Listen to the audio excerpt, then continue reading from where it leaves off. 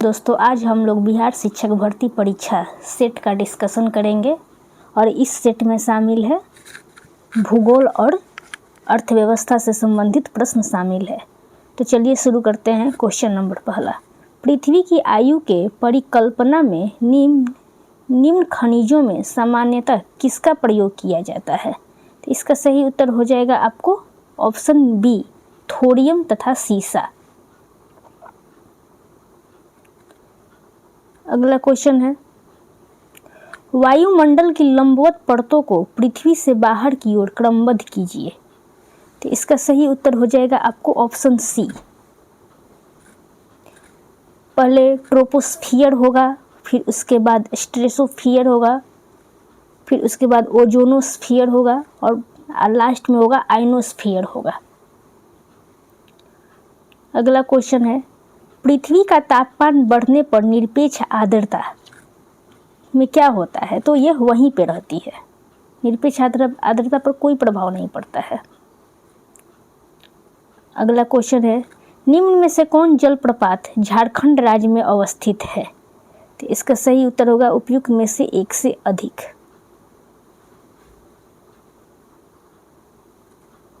क्योंकि गौतम ये भी स्थित है, ये भी स्थित है, ये भी स्थित है। अगला क्वेश्चन है, धरातल का लगभग कितना प्रतिशत बेसाल्ट और रूपांतरित चट्टानों से आच्छादित है? इसका सही उत्तर हो जाएगा आपको 20।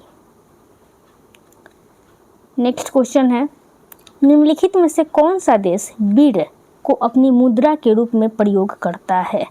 इसका सही उत्तर हो जाएगा आपको इथियोपिया। अगला क्वेश्चन है, विश्व का सबसे ऊंचा जलप्रपात कौन सा है? तो इसका सही उत्तर होगा आपको एंजिल जलप्रपात। अगला क्वेश्चन है, वेदांत थांगल अभयारण्य कहाँ पर स्थित है? तो इसका सही उत्तर हो जाएगा इनमें से कोई नहीं, वेदांत थांगल अभयारण्य। इसका सही उत्तर हो जाएगा उपयुक्त में से कोई नहीं, क्योंकि वेदांत थांगल अभयारण्य आपको तमिलनाडु में है। चूंकि ऑप्शन मध्य प्रदेश, कर्नाटका तथा केरल है, तो इनमें से कोई नहीं होगा। वेदांत थांगल अभयारण्य तमिलनाडु में स्थित है। अगला क्वेश्चन है, महानदी और गोदावरी के डेल्टा मिट्टी से समृद्ध है। ये कौन सी मिट्टी से है? तो ये जलोढ़ मिट्टी से है, संबंधित है। नेक्स्ट क्वेश्चन है, निम्नलिखित नदी समूहों में से किस समूह की नदियों का उद्गम मानसरोवर झील के निकट से हुआ है? इसका सही उत्तर हो जाएगा आपको ऑप्शन सी, ब्रह्मपुत्र नदी, सतलज नदी तथा सिंधु नदी। इन सब का उद्गम कहाँ से हुआ है? मानसरोवर झील से हुआ है। अगला क्वेश्चन है, उस संतृप्त भूगर्भीय इकाई को क्या कहते हैं जो किसी कुएं तक पर्याप्त दर से पानी लाने में उसकी मदद करती है? इसका सही उत्तर हो जाएगा आपको ऑप्शन सी, जलभृत। अगला क्वेश्चन है, भूमध्य रेखा की लंबाई का निर्धारण करने वाला प्रथम भूगोलवेत्ता कौन था? इसका सही उत्तर हो जाएगा आपको ऑप्शन ए, एरेटोस्थीनीज।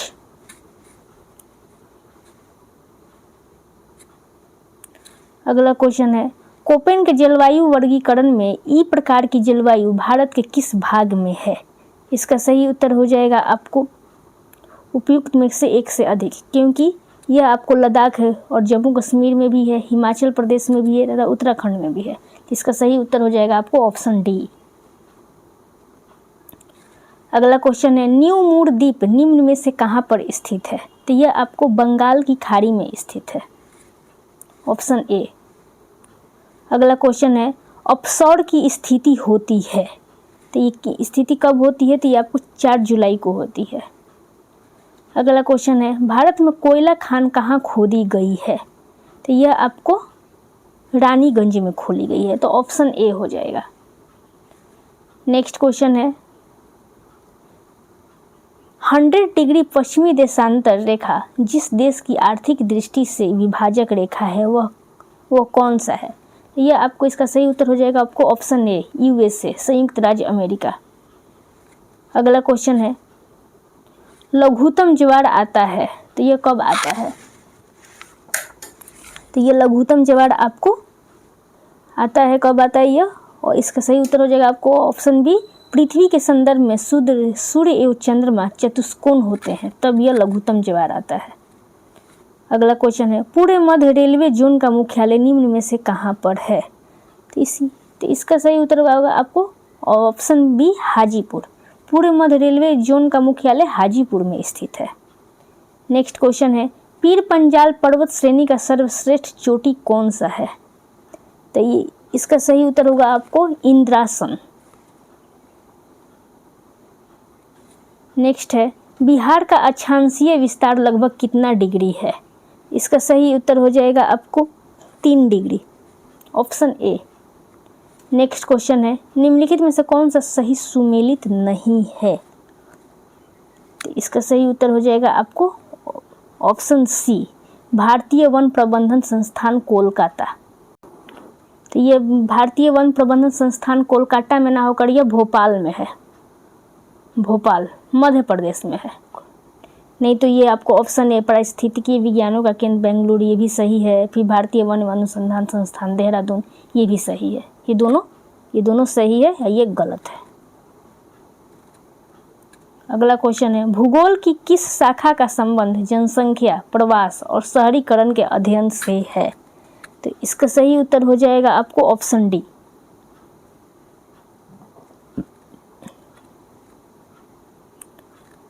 अगला क्वेश्चन है, बिहार के कितने ऐसे जिले हैं जिनकी सीमा किसी देश या भारत के किसी अन्य राज्य से नहीं लगती है? तो इसका सही उत्तर हो जाएगा आपको ऑप्शन सी, 16। जैसे भोजपुर है, ये ना किसी देश से लगती है ना तो किसी भारत के राज्य से लगती है। पटना हो गया, जो भी बीच का जो भी राज्य है ना वो नहीं लगता है। जैसे आपको पश्चिमी चंपारण हो गया, गया हो गया, रोहतास हो गया, ये सारे अलग अलग राज्य से लगते हैं। और यहीं और अलग अलग देश से पश्चिमी चंपारण या नेपाल से लगता है। तो 38 बिहार के 38 जिलों में से 16 ऐसे जिले हैं जो कि वो किसी से नहीं लगते हैं। नेक्स्ट क्वेश्चन है, पृथ्वी के आंतरिक भाग में ऊष्मा का प्राथमिक स्रोत क्या है? इसका सही उत्तर हो जाएगा आपको ऑप्शन ए, रेडियोधर्मिता का क्षय। अगला क्वेश्चन है, क्या होगा यदि पृथ्वी अपने अक्ष पर घूमना बंद कर दे? तो इसका सही उत्तर होगा आपको ऑप्शन बी, एक तरफ पूरा दिन होगा तथा एक तरफ पूरी रात होगी। दिन और रात कैसे होते हैं? तो पृथ्वी की घूर्णन गति के कारण होते हैं। जब पृथ्वी घूमना ही बंद कर देगी, एक जगह रहेगी, तो एक जगह दिन रहेगा, एक जगह रात रहेगा। दिन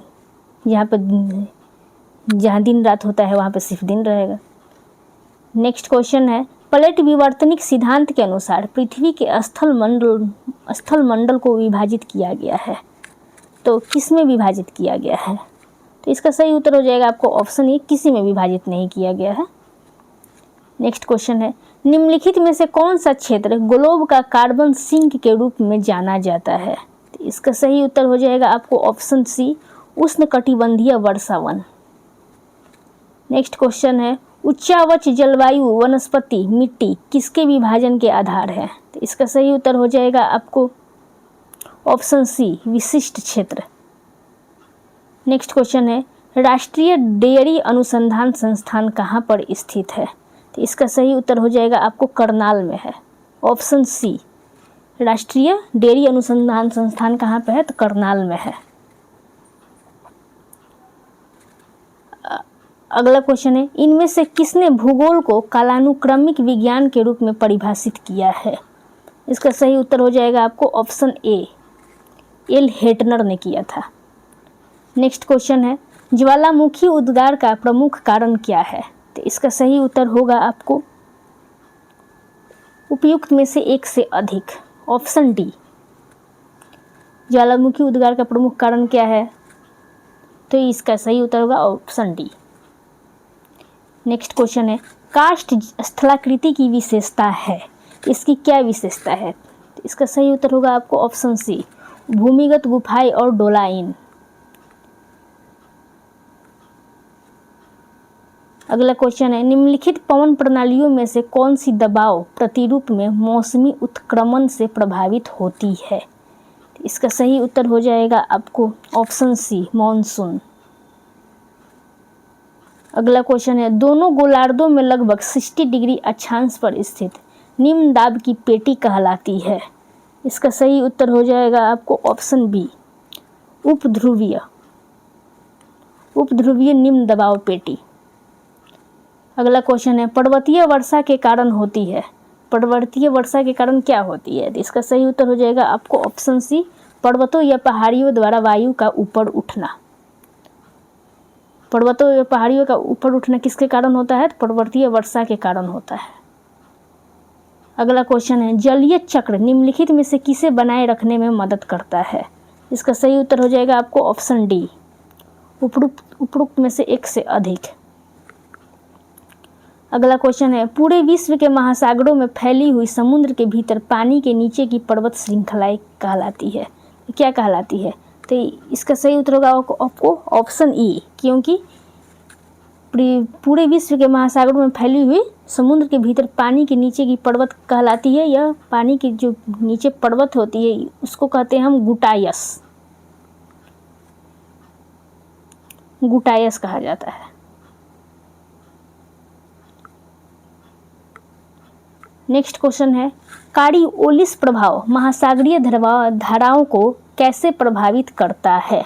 इसका सही उत्तर होगा आपको ऑप्शन ई, इनमें से कोई नहीं। अगला क्वेश्चन है, ऊर्जा उत्पादन के लिए जीवाश्म ईंधन को जलाने से क्या होता है? इसका सही उत्तर होगा आपको उपरोक्त में से एक से अधिक। ऊर्जा उत्पादन में जीवाश्म ईंधन को जलाने से ग्रीन हाउस गैस उत्सर्जन में वृद्धि भी होगा, ओजोन परत का क्षरण भी होगा तथा वायु प्रदूषण और जलवायु परिवर्तन भी होगा। अब हम लोग भारतीय राज्य व्यवस्था से संबंधित 40 प्रश्नों को सॉल्व करेंगे। तो चलिए शुरू करते हैं। निम्न युग्मों में कौन सा सुमेलित नहीं है?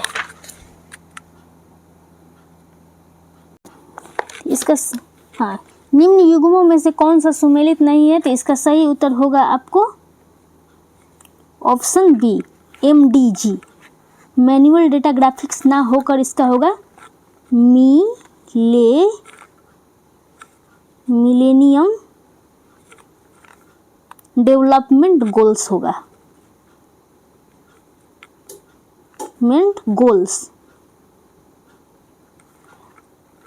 नेक्स्ट क्वेश्चन है, विश्व उपभोक्ता अधिकार दिवस मनाया जाता है तो यह किस तारीख को मनाया जाता है? तो यह इसका सही उत्तर होगा आपको 15 मार्च को। विश्व उपभोक्ता दिवस 15 मार्च को मनाया जाता है। नेक्स्ट क्वेश्चन है, निम्नलिखित में से कौन सा क्षेत्र भारत के सकल घरेलू उत्पाद में सर्वाधिक योगदान देता है? इसका सही उत्तर हो जाएगा आपको ऑप्शन सी, तृतीय क्षेत्र सबसे ज़्यादा योगदान देता है। नेक्स्ट क्वेश्चन है,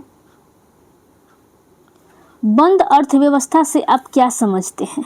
इसका सही उत्तर हो जाएगा आपको ऑप्शन सी, आयात निर्यात बंद हो जाता है। नेक्स्ट क्वेश्चन है, व्यष्टि अर्थव्यवस्था को क्या कहा जाता है? तो इसका सही उत्तर होगा आपको ऑप्शन सी, मूल्य सिद्धांत। व्यष्टि अर्थव्यवस्था को मूल्य सिद्धांत भी कहा जाता है। नेक्स्ट है, भारत में राजकोषीय घाटे को कम करने के लिए सरकार ने संसद का कौन सा अधिनियम निर्धारित किया था? इसका सही उत्तर होगा आपको ऑप्शन बी, FRBM एक्ट निर्धारित किया था। नेक्स्ट है, यूरोप का सबसे बड़ा बंदरगाह निम्न में से कौन सा है? तो इसका सही उत्तर होगा आपको रॉटरडैम बंदरगाह, ऑप्शन बी। नेक्स्ट है, उत्पादन संबंध प्रोत्साहन PLI योजना के बारे में निम्नलिखित कथनों पर विचार कीजिए।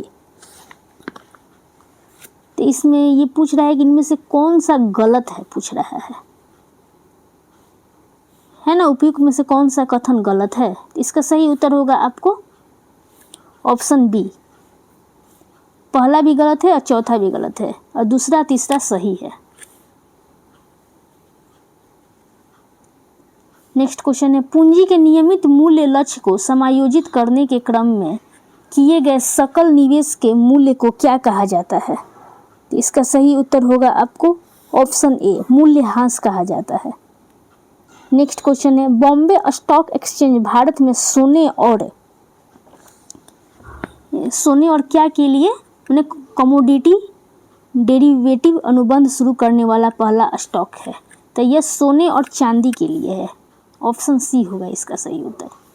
नेक्स्ट क्वेश्चन है, विश्व व्यापार संगठन की स्थापना कब हुई थी? तो इसका सही उत्तर होगा आपको 1995 में हुई थी। नेक्स्ट है, IMO का विस्तारित रूप क्या है? तो इसका सही उत्तर होगा आपको ऑप्शन सी।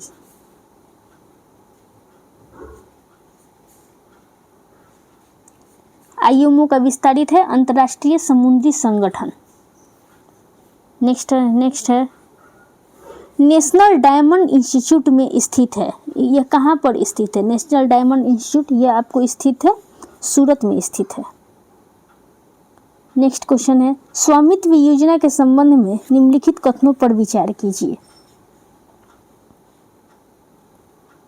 स्वामित्व योजना तो पूछ रहे इनमें से कौन सा कथन गलत है? तो इसका सही उत्तर होगा आपको ऑप्शन सी, 1 और 3 गलत है। यह खान मंत्रालय के दायरे के कार्यरत एक केंद्रीय क्षेत्र की योजना है, यह गलत है। फिर CORS का मतलब क्रॉस ओरिजिन रिसोर्स है, ये भी गलत है। और 2, 3 सही है, 2 और 4 सही है। नेक्स्ट क्वेश्चन है, किसी भारतीय राज्य के पास ताप ऊर्जा से सर्वाधिक शक्ति उत्पादन क्षमता है? इसका सही उत्तर होगा आपको महाराष्ट्र। किसी भारतीय राज्य के पास ताप ऊर्जा से सर्वाधिक शक्ति महाराष्ट्र के पास है। नेक्स्ट क्वेश्चन है, वह प्रक्रिया जिसके तहत किसान अपनी भूमि पर वाणिज्यिक और गैर वाणिज्यिक उद्देश्यों के लिए वृक्ष लगाते हैं? इसका सही उत्तर होगा आपको कृषि वानिकी, ऑप्शन सी। कृषि वानिकी वह प्रक्रिया है जिसके तहत किसान अपनी भूमि पर वाणिज्यिक और गैर वाणिज्यिक उद्देश्यों के लिए वृक्ष लगाते हैं। नेक्स्ट क्वेश्चन है, भारत में बेरोजगारी का प्रमुख कारण क्या है?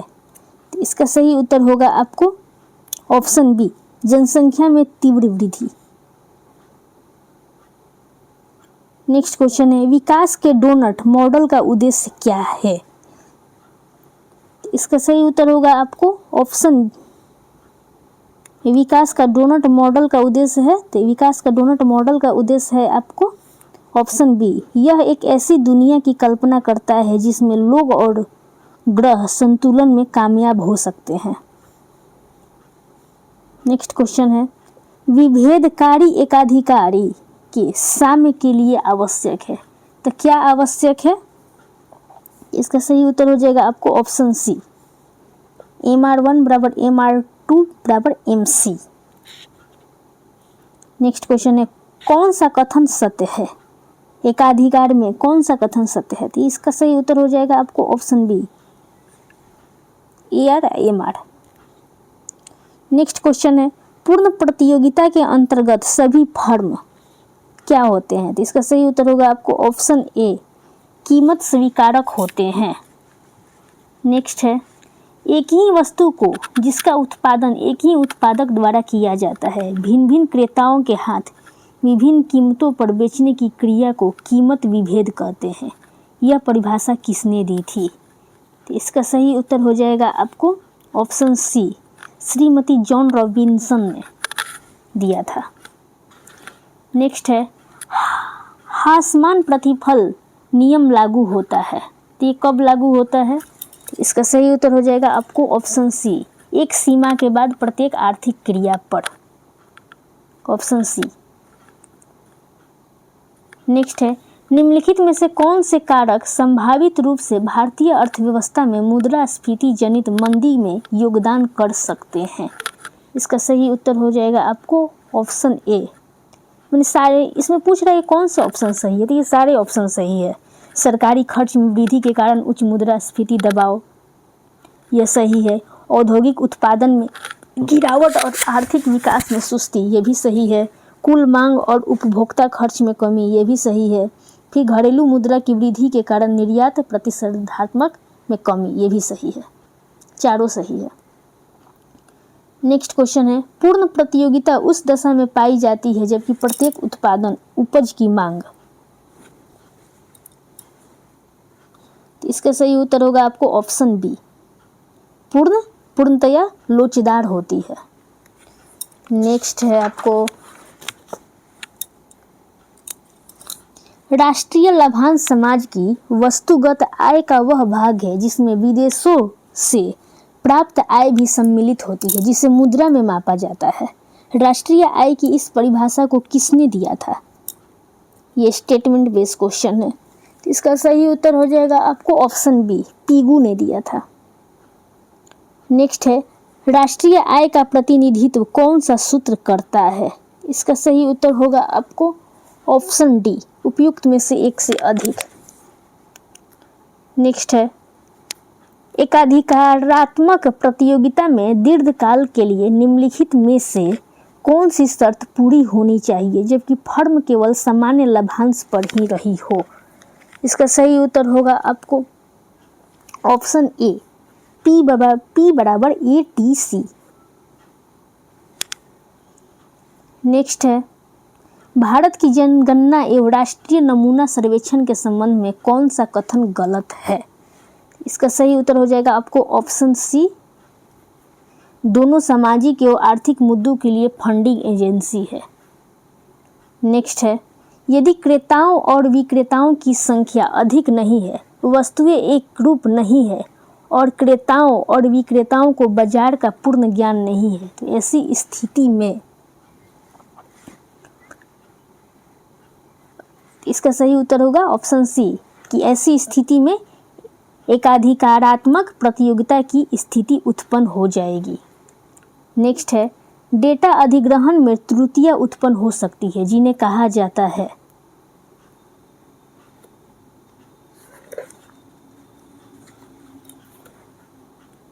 डेटा अधिग्रहण में त्रुटियां उत्पन्न हो जाती है जिन्हें कहा जाता है, तो क्या कहा जाता है आपको? तो इसमें कहा जाता है कि गैर नमूनाकरण त्रुटि है। जब डेटा अधिग्रहण में त्रुटियां उत्पन्न हो जाती है तो उसे कहा जाता है गैर नमूनाकरण त्रुटि है। नेक्स्ट है संघ सरकार के वित्त में नवीनतम विकास के बारे में निम्नलिखित कथनों पर विचार कीजिए। तो इसमें पूछ रहा है कौन कौन सा सही है, तो इसका उत्तर हो जाएगा आपको ऑप्शन बी, केवल एक सही है कि महामारी वित्तीय वर्ष 21 के दौरान संघ सरकार का राजकोषीय घाटा सकल घरेलू उत्पाद के 9.2% तक पहुंच गया था। यह सही है, नहीं तो ये भी गलत है और ये भी गलत है। नेक्स्ट है एक वर्गीकरण में समय वर्गीकरण चर बन जाता है और डेटा को समय के अनुसार वर्गीकृत किया जाता है जो कहलाता है, तो यह क्या कहलाता है? तो अस्थायी वर्गीकरण कहलाता है। इसका सही उत्तर हो जाएगा आपको ऑप्शन ए, अस्थायी वर्गीकरण। नेक्स्ट है विभेदात्मक एकाधिकार के अंतर्गत एकाधिकारी उस बाजार में अपनी वस्तु की कीमत कम रखेगा जहां पर वस्तु की मांग की लोच अधिक होगी, तो इसका सही उत्तर हो जाएगा आपको ऑप्शन ए, अधिक होगी। नेक्स्ट है कीमत विभेद संभव होता है, ये कैसे संभव होता है? तो इसका सही उत्तर होगा आपको ऑप्शन डी, उपयुक्त में से एक से अधिक। कीमत विभेद संभव होता है, वस्तुओं के स्वभाव पर भी निर्भर होता है, कानूनी स्वीकृति के कारण भी होता है तथा विशिष्ट उपभोक्ता के कारण भी होता है। तो नेक्स्ट है आर्थिक सर्वेक्षण 2023 के अनुसार निम्नलिखित में से कौन से कथन भारत में प्रत्यक्ष विदेशी निवेश की प्रवृत्ति का वर्णन करती है? तो इसमें से सही को चुनना है कि इसमें से कौन सा सही है। तो इसका सही उत्तर होगा आपको ऑप्शन सी, 2 और 4, ये भी सही होगा तथा ये भी सही होगा। नेक्स्ट है वित्तीय वर्ष 2023 में शुद्ध विदेशी प्रत्यक्ष निवेश का अंतर्वाह घटकर कितना बिलियन हो गया जो वित्तीय वर्ष 2022 में इतना था? तो इसका सही उत्तर हो जाएगा आपको ऑप्शन सी। तो वित्तीय वर्ष 2023 में शुद्ध विदेशी प्रत्यक्ष निवेश का अंतर्वाह घटकर 28 बिलियन हो गया जो वित्तीय वर्ष 2022 में 38 था। तो पूरे लगभग $10 की कमी हुई है। नेक्स्ट है 1950 से 51 में विद्युत उत्पादन क्षमता कितनी थी?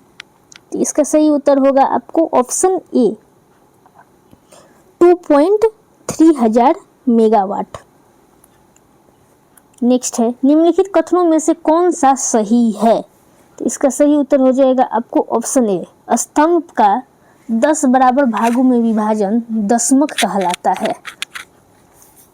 नेक्स्ट है यह आखिरी क्वेश्चन है भारत का करंट अकाउंट डेफिसिट 2023 के जनवरी मार्च क्वार्टर में कम हुआ, तो कितना कम हुआ?